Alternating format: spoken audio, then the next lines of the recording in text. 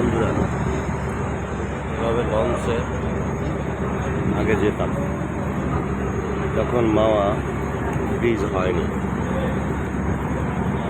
আর এখন লঞ্চে আবার আজকে আমি যেতে চাইলাম এবং যাচ্ছি বরিশাল উদ্দেশ্যে। আমার খুব ভালো লাগতেছে লঞ্চে যাওয়ার জন্য। আর লঞ্চে বসে বিভিন্ন রকমের খাবার খেতাম। দেখেন, ওরা বিভিন্ন রকমের খাবার বিক্রি করে, ও খেতে আসলে অনেক সুস্বাদু।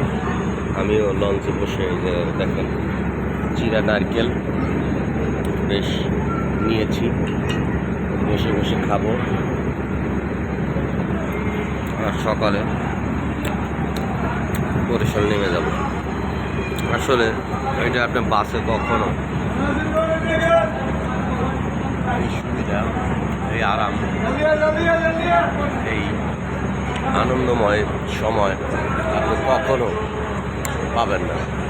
দেখুন, আমি লঞ্চের দোতলায়, আমি কেবিন নেইনি, আমি সবার সঙ্গে যেতে চাইছি।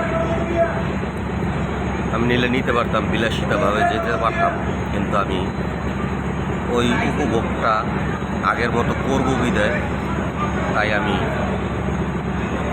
এই ডেকে যাচ্ছি প্রিয় বন্ধুরা। আর আমরা ভেবেছেন যে চিরা নিয়েছি নারকেল আমি খাই কিনা, তাই আমি দেখিয়ে দেবো।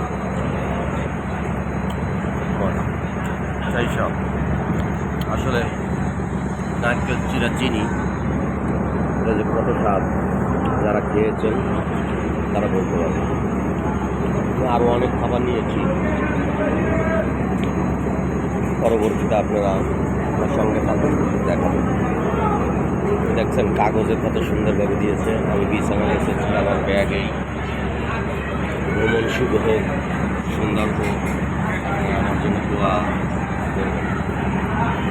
বন্ধুরা রাখি, আপনারা ভালো থাকবেন।